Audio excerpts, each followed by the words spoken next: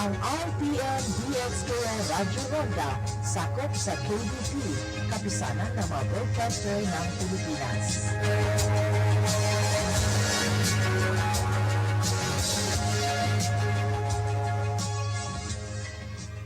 With UNCLOS and uphold the 26th.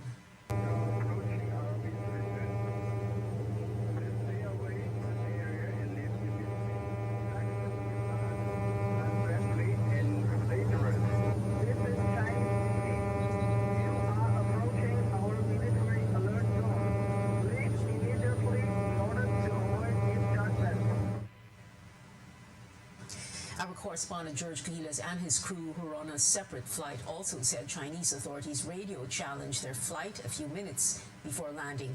Their pilots say it was not the first time they experienced it.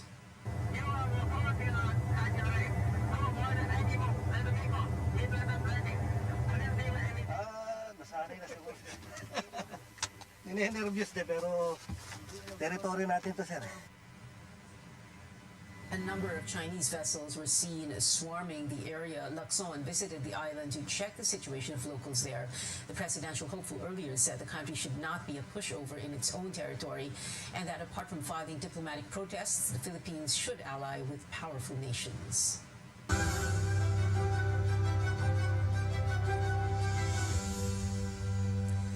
Two more groups classified as high risk for COVID-19, senior citizens and persons with underlying illnesses are now eligible to get booster shots against the disease, included are those living with HIV as well as cancer and transplant patients. Our Chrissy Di Matulak reports.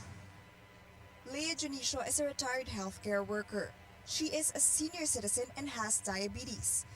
On Monday, the government started providing booster shots to senior citizens and people with underlying illnesses.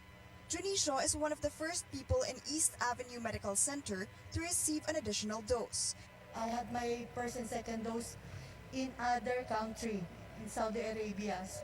So I need a booster shot. Kasi parang feeling ko yung vaccine medyo humihina na. Booster shots are administered 6 months after the completion of doses. Senior citizens and people who have weak immune system can choose if they will be getting the same vaccine or a different brand. Dr. Nina Gloriani of the Vaccine Expert Panel meantime warns that those who will choose a different brand of vaccine are at risk of having more side effects. Heterologous na boosters, yun ang may data na mas marami ang nagkakaroon ng reaksyon. Reactogenicity is higher. Hindi naman talaga nagiging severe, pero mild to moderate pa rin, pero mas marami ang nakakaramdam ng side effects pag iba ang itinulog sa kanila. The Health Department issued the guidelines only a day before the rollout. Most of Metro Manila mayors were not able to implement it today. The agency says they already informed regional health offices and LGUs about the protocols over the weekend. Qualified vaccinees may just bring their vaccination card and valid ID. For the immunocompromised, a medical clearance from their physician is also needed. Vaccination sites should have a separate lane for the booster shots. Kwarto ng mga babakunahan ng booster kesa doon sa babakunahan ng primary series para wala pong magulo o wala pong magkakapalit-palit kapag tayo ay nag-umpisa na po ng bakunahan. Kailangan po tayong makapag-delegate din ng special lanes para sa ating mga nakakatanda at para po doon sa mga may comorbidities na hindi pa po sila nababakunahan. For now, booster shot is not recommended for the general population. The Health Department is still waiting for the final recommendations from the World Health Organization. The MMDA recommends LGUs to avoid allowing walk-ins and to inform those who will be receiving their booster shots beforehand. This is to avoid overcrowding in vaccination sites. Those who want to receive their additional doses in another area may register in its LGU. Chrissy Di Matulak, CNN Philippines. Following the rollout of vaccines for some programs in higher education, the University of the East in Manila has reopened its doors to dentistry students. The school recently got the go signal from the Commission on Higher Education to resume limited face-to-face classes for clinical requirements after almost 2 years. For students and teachers, the in-person setup is better, especially for programs that require hands-on practice. Kahit risky, pero kung i-follow yung protocol, yung guidelines, yung infection control, magiging okay naman po. The manner on how they're moving, how they're treating it would be like they're treating actual patients. So the position and everything, the proper position of the dentist when treating a patient cannot be duplicated online. It's better to do it in, face-to-face clinics. The university says it will soon see clearance to increase the number of students in its classrooms. The Philippines sees yet another drop in daily new COVID-19 cases. The health department reporting 984 new cases today, bringing the nationwide tally to over 2.9 million. This is the second time in less than a week that the country recorded less than 1,000 cases. Total recoveries stand at 2.76 million, while over 47,200 people have died of the disease. Yesterday, the country saw more than 2,000 new cases for the first time in 11 days, but Octo Research fellow Dr. Guido David says the higher number was only due to backlogs. He adds daily cases may even drop to around 500 by year end, but he did not discount the possibility of another surge. The DOH reminds the public not to let their guard down and still observe minimum public health standards. It also appeals to those who still refuse to be vaccinated to get their COVID-19 shots. Up ahead, oil companies announced a rollback of fuel prices. How cheaper will gasoline or diesel be starting tomorrow? And K-pop sensation BTS is Artist of the Year at the 2021 American Music Awards. Details next on Newsnight.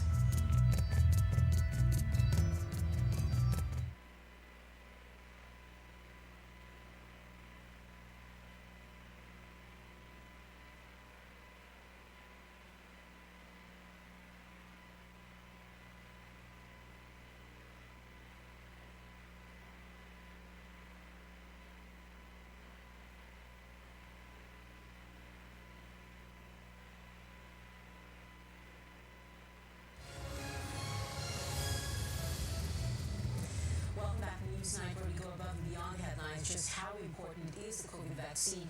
Data from the health department show that 86% of hospitalized coronavirus patients are not fully vaccinated, while more than 90% of those who died were unvaccinated. The DOH also reports an additional 426 Delta variant cases for March to April and September to November. That brings the total number of Delta infections to over 7,000.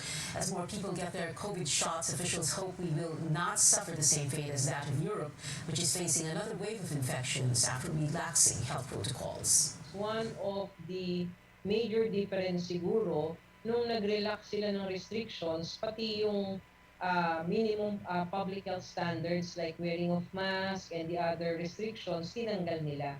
Dito naman sa atin sa Pilipinas, nakikita po natin through the months from the start of the pandemic, nakita natin na yung behavior ng ating mga kababayan ay nag-i-improve na in terms of wearing of mask, frequent hand washing, tsaka yung physical distancing natin. So hopefully that doesn't happen to us.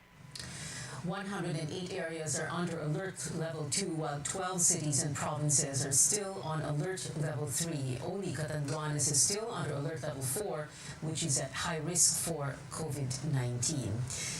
An island in the West Philippine Sea has not seen a single COVID case since the pandemic began. That is the Pag-asa Island, the largest in what we call the Kalayaan Island group within Philippine waters. As George Lilas reports, this is home to about 200 Filipinos who know too well the value of the COVID vaccine.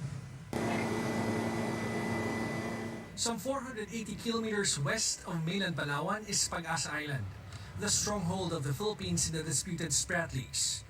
Because it's in the middle of the sea, the pandemic is not a problem as the island remains COVID-19 free. The island has around 200 residents, but it cannot afford to have even a single COVID-19 case because they only have a nurse and a health clinic with basic equipment. So yun yung sinabi namin sa mga tao na hirap dito kung magkasakit kayo.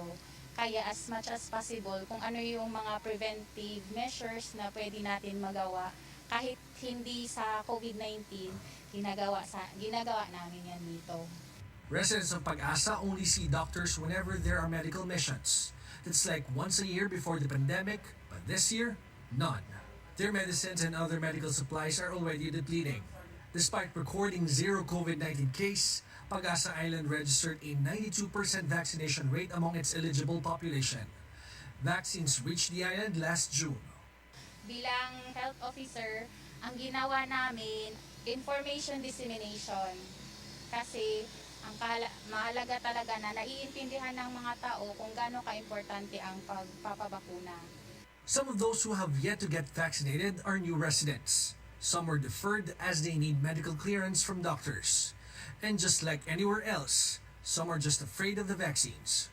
Hindi pa po kami nagpa-schedule, medyo ano pa po kami magpabakuna. Pero kung in case naman po na i-require kami, magpapabakuna naman po kami. Kasi may internet na din kasi dito. Kaya nababasa na din nila yung mga effects ng iba. Tapos may mga nababasa din sila mga fake news. Modular or home-based learning is also not a thing in Pag-asa. Teacher Rialyn Limbo says they never stop their face-to-face classes. Minodule ko umpisa nag-print ako. Tapos namigay ako sa parents. Tapos na-notice ko parang hirap sila. Kasi yung mga parents dito hindi naman lahat nakagraduate. May elementary, may high school. So binabalik nila sa akin ang module, matagal.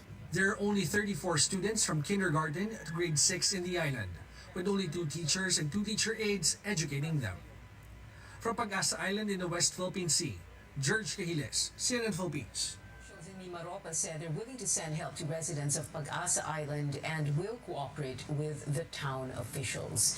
Heads up, motorists' pump prices are set to go down again this week. Beginning tomorrow, Petron, Caltex, Clean Fuel, Flying V, Petrogas, Phoenix Petroleum, PTT Philippines, Sea Oil, and Uni Oil will slash gasoline prices by 85 centavos per liter. The same fuel companies will impose a hefty price cut on diesel at 1 peso and 20 centavos per liter. Petron, Caltex, Flying V, and Sea Oil will have an even bigger rollback on kerosene prices at 1 peso and 30 centavos per liter. Other oil companies have yet to announce their price adjustments. The number coding scheme soon to make a comeback in Metro Manila nearly 2 years into the pandemic. The Metropolitan Manila Development Authority says it may be implemented before the end of November or the first week of December, pending approval from Metro Manila mayors. Speaking to CNN Philippines, MMDA Director Noemi Resio explains traffic volume in NCR is slowly increasing and may exceed pre-pandemic levels. The agency expects more or less 405,000 vehicles on major roads as the holiday rush draws near. It says it wants to bring back the number coding scheme in a bid to control traffic amid eased restrictions.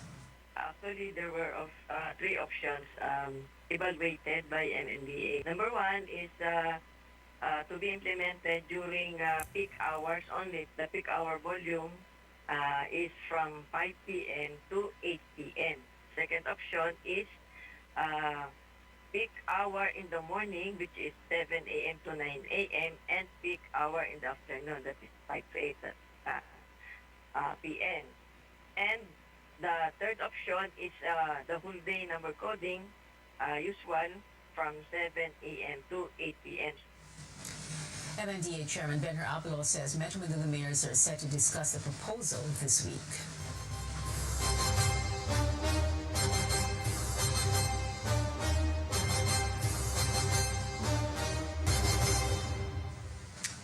Petitioners asking the Commission on Elections to reject presidential aspirant Bongbong Marcos's response to their petition to cancel his candidacy. Lawyer Theodore Te has filed a motion for reconsideration seeking a reversal of the poll body's earlier decision to give Marcos 5 more days to respond to the plea. Marcos's team filed a response Friday where they claimed the presidential aspirant has all the qualifications to vie for the top post. Now that's despite having been convicted for not filing his income tax returns for 4 years.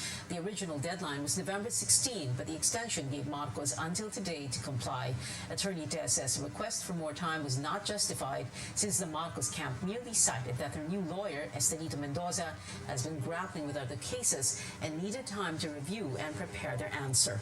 A group of human rights defenders also asking the COMELEC to conduct an internal probe into how Marcos's spokesman, Vic Rodriguez, knew ahead of time that the Second Division will grant the request. Rodriguez told CNN Philippines last Thursday that their plea was already granted. COMELEC's decision, however, only came out afternoon the next day. Te's group fears the Marcos camp has, quote, undue insider knowledge about COMELEC's actions, unquote, which they say casts doubt or doubts on the credibility of the poll body and the elections. A decision on the case is expected by December. The results for illegal drug consumption came out negative for both Senator Ping Lacson and Senate President Tito Soto. The Soto-Lacson tandem made the move after President Duterte claimed that a presidential hopeful uses cocaine. Vice presidential aspirant Soto mentioned that as principal author of the Dangerous Drugs Act, he pushed for drug testing of all political candidates. But the Supreme Court declared the provision unconstitutional. Presidential hopeful Lacson added that now it is up to other aspirants to follow suit with a drug screening. Nasa sa kanila na yun, hindi naman na kami pwede mag-impose sa kanila. Sabi nga ni Senate President, na-declare ng unconstitutional. So voluntary lang talaga. At para maipakita natin sa mga kababayan natin na ika nga'y malinis ang ating hangarin. National Police Chief Gennaro Carlos said they are verifying information as far back as 5 years ago to investigate allegations about the presidential aspirant's cocaine use. Still on Newsnight, singer Adele gets Spotify to remove its default shuffle feature, and K-pop sensation BTS is Artist of the Year at the 2021 American Music Awards. You're watching CNN Philippines.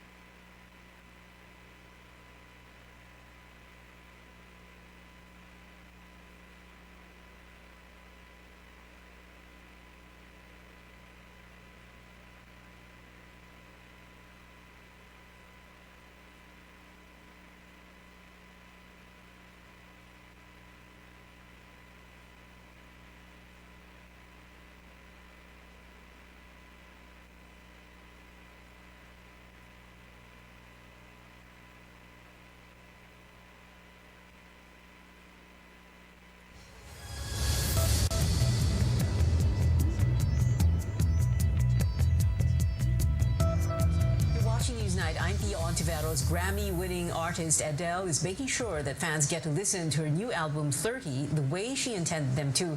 Citing this as the only request she's had in the ever-changing industry, the singer asked Spotify to let all Spotify users play album songs in order.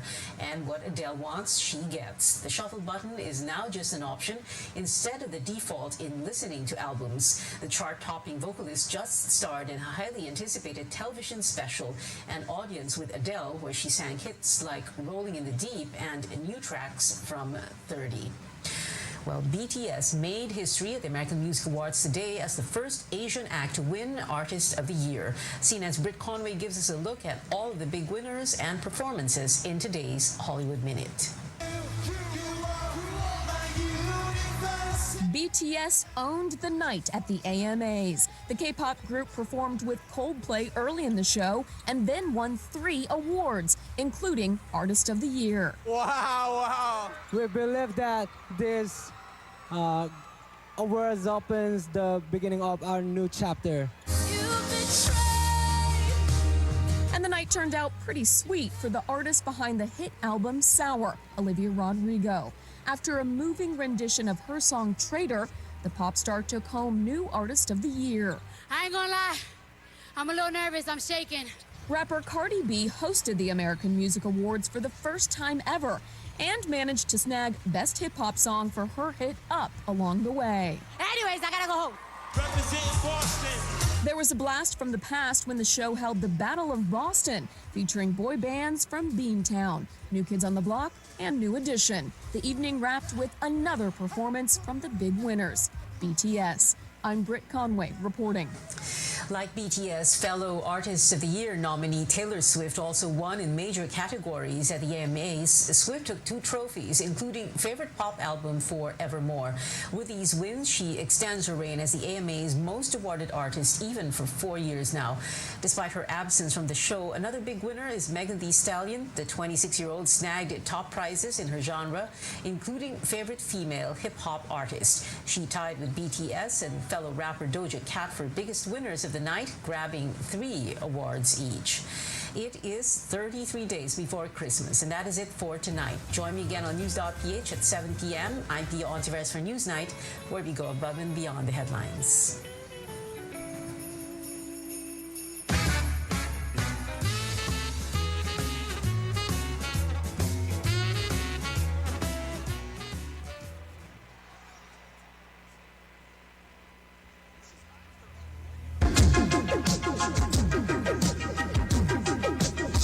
RPN, Radio Philippines Network Incorporated, DXKO. Preso sa Sinday Utso sa bayan sa inyong radyo.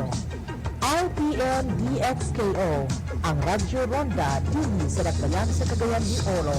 Sibiyahan na may galaon sa katawhan, andang na serbisyo sa tanan. Ang RPN DXKO Radyo Ronda sakop sa KBP, kapisanan ng mga broadcaster ng Pilipinas.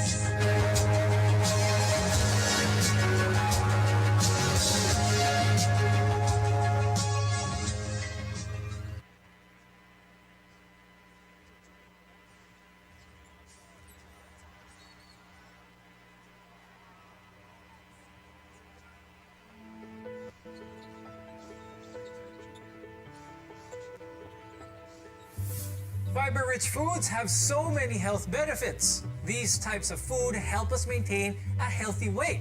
They also normalize our bowel movement, lower our risk of certain diseases like diabetes as well as some cancers, and ultimately, this helps us live longer. So what should be on our grocery list to up our fiber intake? On the program today, our guide to a high-fiber diet. I'm Dr. Freddy Gomez. Welcome to MedTalk Health Talk on CNN Philippines.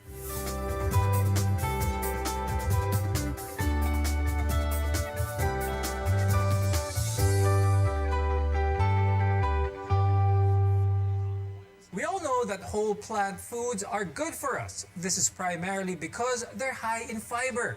Fiber is a non-digestible carbohydrate that plays a vital role in our health. Our guests are here today to tell us more about this. With us is Dr. Luis Abola. He's a gastroenterologist and the chief of gastroenterology at UERM. Also with us is Jake Brandon Andal. He's a registered clinical dietitian from the Philippine Society of Nutritionist Dietitians. We've mentioned a few of the benefits of having a high-fiber diet, but there's so much more to this. I'll start first with Jake. Can you tell us about some other benefits of having a high-fiber diet? Yung pagkonsumo ng fiber ay nakikita natin sa mga pag-aaral na madaming mga posibleng benepisyo. Ngayon nakikita natin na madami silang possible benefits tulad ng sinabi ko, pagpapababa ng kolesterol, pagpababa ng asukal, at ngayon sa mga bagong pag-aaral nakikita natin yung role ng fiber sa pagpapababa ng inflammation, dulot ng mga sakit, at pati sa mental health, meron din silang mga possible benefits. Constipation o yung paghirap sa pagdumi is one of the most common digestive problems. And when we're feeling constipated, the best advice we get is to eat high-fiber foods such as green leafy vegetables, maybe beans and some fruit, just to name a few. Now, Dr. Luis, when it comes to fiber, having fiber in our diet, what does this actually do for the health of our GI tract? Okay, so if you have fiber in your diet, the fiber, remember it contains parts that cannot be digested. Dito na digest ng katawan natin. So it goes to the GI tract, to the colon, where it is acted upon by bacteria. Now, high-fiber foods also helps us with our overall health, not just our digestive system. And there are certain digestive conditions that can be avoided or even made better through high-fiber rich foods. One of them in particular I'd like to talk about is diverticulitis. Dr. Luis, could you explain to our viewers what this is and how high-fiber diet can help with this condition? So diverticulitis is an inflammation of a diverticle. No? So pag walang inflammation, we call this diverticulosis. So in diverticle, yung lumolobo yung outside, yung pinakalabas ng parte ng large intestines natin. And this is caused by high pressure. Pag may high pressure sa colon, especially let's say kung constipated ka and you start straining because of the inherent weakness of the colonic wall, nagbaballoon out siya. Ngayon pag may diverticles ka na, diverticulosis, mataas ang risk of diverticulitis, and not only diverticulitis, but it's also a common cause of hemorrhage, of lower GI bleeding. Okay. Now, a high-fiber diet can also lower our risk of colon cancer, which is one of the leading types of cancers around the world. Dr. Luis, pag-usapan naman natin ito because I think it's important for Filipinos to know about the risk of colon cancer. What we've noticed also in the Philippines is that we are getting more colon cancer patients, and this is because we are transforming into a Western diet. No?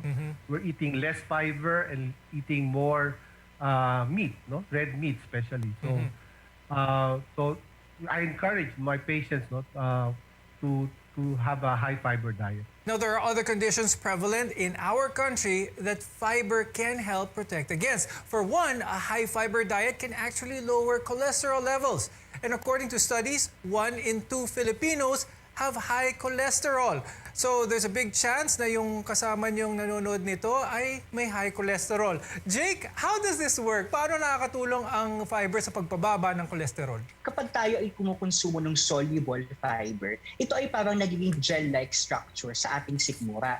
At itong gel-like structure na ito ay magpapaiwas ng absorption ng ating cholesterol. At yung ating bile na kinakailangan din sa pagsipsip ng cholesterol ay kanya ding pinipigilan yung function. So ibig sabihin, nagkakaroon na talaga ng pagbawas sa ating pagsipsip sa cholesterol. Tandaan natin na ang cholesterol, even if it is an essential nutrient, ay kinakailangan lang sa napakaliit na amounts dahil ang ating katawan ay may kakayahan na mag-resynthesize o gamitin natin yung ating inherent cholesterol. Kaya ang pangangailangan sa isang araw ay napakakonti. At kung titingnan natin yung ating dieta, kadalasan ito yung mga matataas sa processed foods na also mataas sa high cholesterol. Sa pagdami ng pagkonsumo ng cholesterol sa pagkain, maaaring ito ay magdulot din ng pagtaas ng cholesterol sa dugo. At dito papasok yung role ng fiber doon nga po sa pag-iwas ng pagsipsip nito. Okay, and as just a reminder for our viewers, all of this, a good fiber diet, should work in conjunction with the maintenance medications that your doctor gives you. Now, a high fiber diet can also help control blood sugar levels. Here in the country, ang dami nating Filipinos na merong diabetes. Over 6 million Filipinos at that. And many more are actually pre-diabetic. Dr. Luis, could you explain to our viewers a little bit how having a high fiber diet can help those, especially those who are pre-diabetic? So it prevents the absorption of cholesterol as well as glucose, so that you do not get an increase of your blood sugar. So it's still the same mechanism as mentioned in preventing the absorption of cholesterol. Okay. Now, for those of you looking to shed those extra quarantine pounds naman, high-fiber foods are known to help with weight loss. Jake, how do these foods affect our weight? Naku, ito pa yung isa din sa mga wonders of fiber because, again, like what I mentioned earlier, when we consume fiber, nagbibigay siya ng bulk sa ating pagkain. And that bulk can actually promotes early satiety or madaling pagkabusog. So if we will compare two plates, one having your standard ulam and then white rice versus a plate with brown rice and then your high fiber vegetables and fruits, makikita natin na mas nakaka-induce ng pagkabusog yung may mataas na fiber. Dahil nga nagbibigay siya ng bulk na iyon. Now, we've been talking about a high fiber diet for those who have certain conditions, high cholesterol, hindi masyado maganda ang blood sugar, but a high fiber diet can actually also benefit those with no problems and who are considered normal. This can actually make you live longer in general. Dr. Luis, how can a high fiber diet or a diet good in fiber make someone's lifestyle good overall? It decreases your risk of developing high cholesterol, reducing your blood sugar, and it helps you keep your ideal body weight. No? So it prevents you from gaining so much weight na mas madali kang mabubusog, and it's also nutritious naman. No? It contains all the required micronutrients that you will need also. Now, when choosing high-fiber foods in the grocery store, keep in mind that not all fiber is created equal and there are different kinds of fiber depending on their water solubility. Now, we've been talking about this also, soluble fiber, insoluble fiber. Dr. Luis, explain mo sa mga viewers natin exactly kung anong difference nitong dalawa. Pag soluble, it's sabihin, if you put it in water, it dissipates. Pag insoluble, it does not dissipate. So, and they are both called, your soluble and insoluble fiber are both dietary fiber. Yung mga soluble fibers will be your fruits, your nuts, whole wheat bread. Tapos yung insoluble fibers will be more of your grains, your oats, wheat bran, mga ganon. Okay. So, both of them are helpful actually. You need healthy amounts of both kinds of fiber in order to have a well-balanced diet. So how much fiber do we actually need? And how much fiber is actually too much? We'll discuss this after a short break. Stay with us here on MedTalk Health Talk. You're watching CNN Philippines.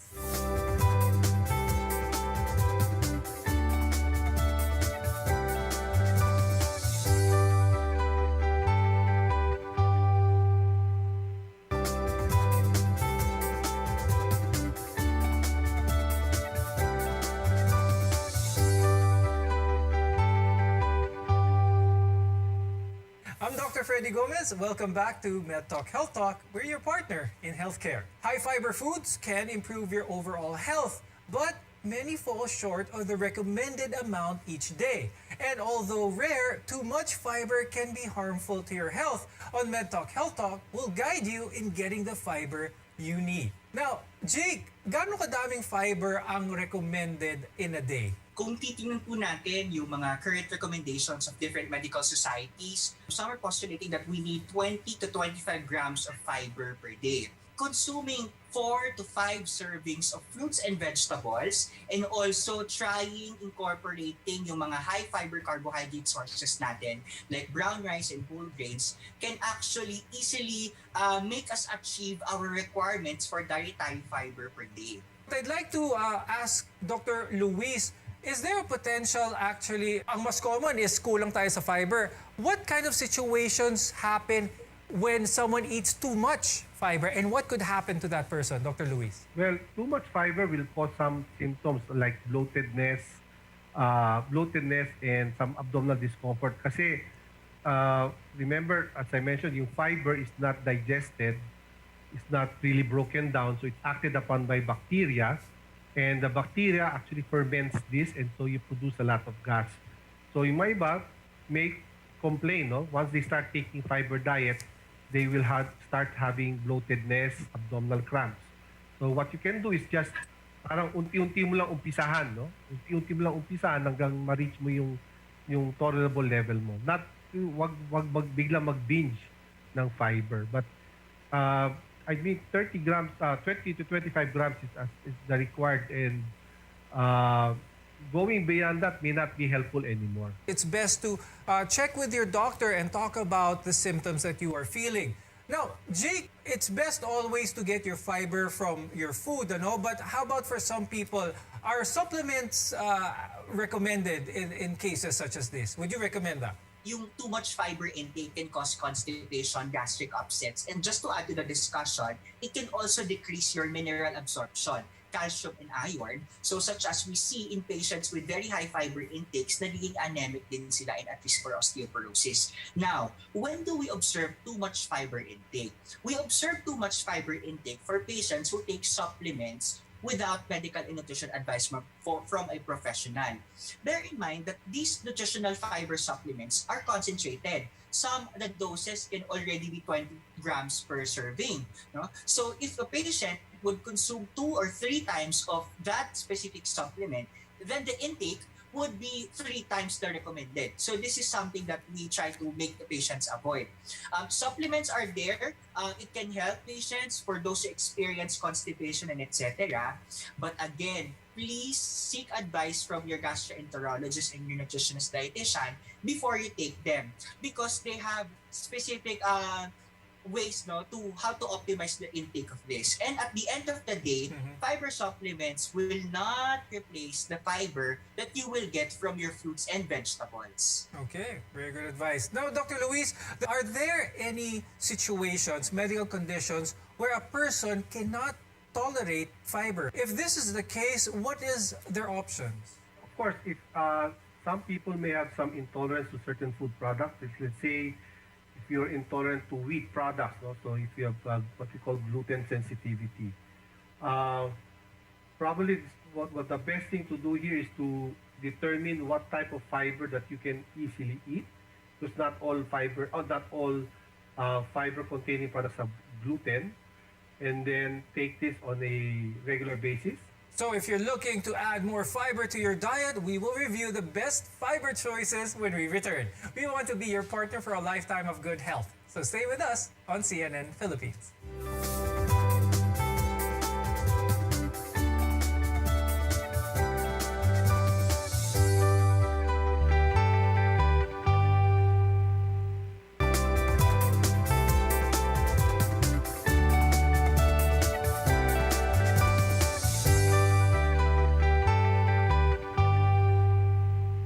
Today, we'll walk you through your high-fiber grocery list. I'm Dr. Freddy Gomez, and this is MedTalk Health Talk, where your healthcare always comes first. Jake, what are the best high-fiber foods to incorporate in our diets na madaling makita naman sa grocery store ng ating mga viewers? So ito mga basic recommendations na pwedeng i-take down notes natin ng ating mga manonood.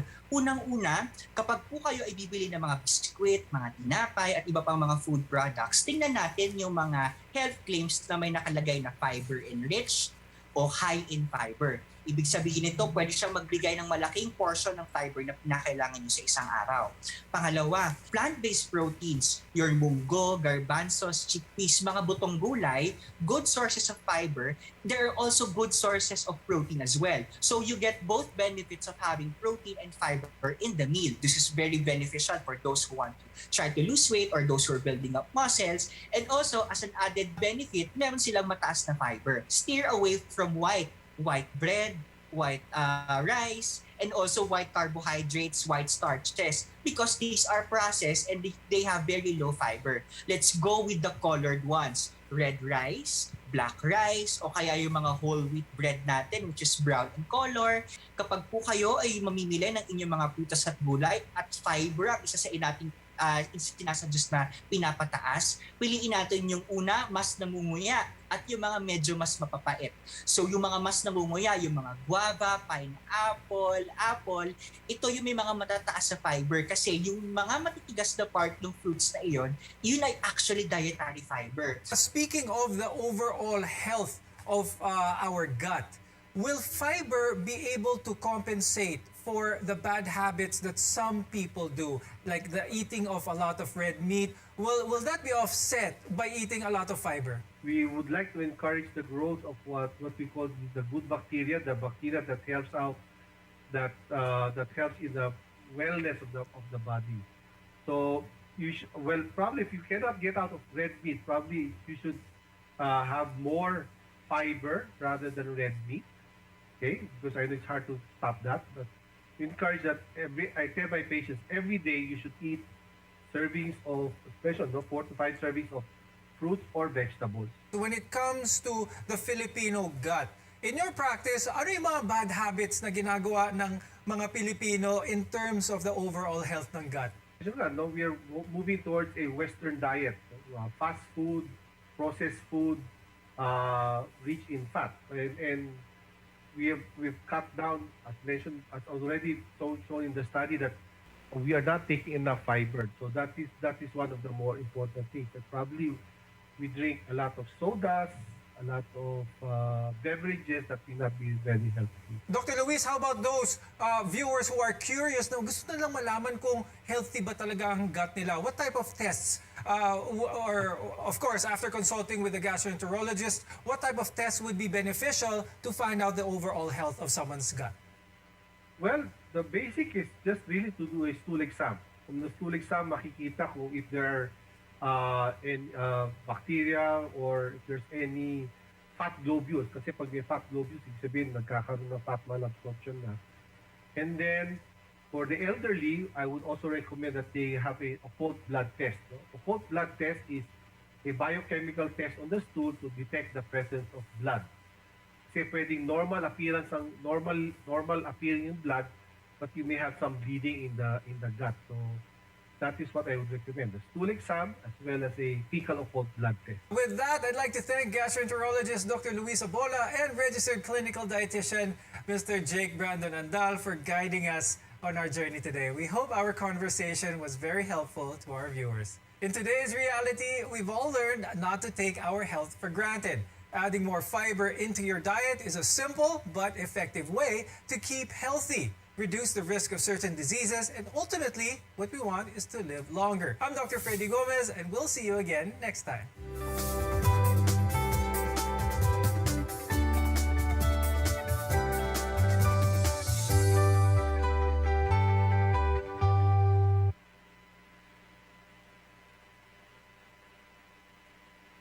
Taliwala pa kausaban sa quarantine restrictions, ipadayon nato ang pagsunod sa minimum public health standards tungod kay mao paghihapon kini ang nagunang paagi aron kapugan ang pagkatap sa COVID-19 sa aton nasod.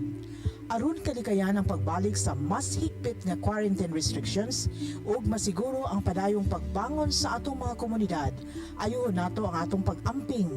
Dapit nato ang tanang lokal nga pangagamhanan nga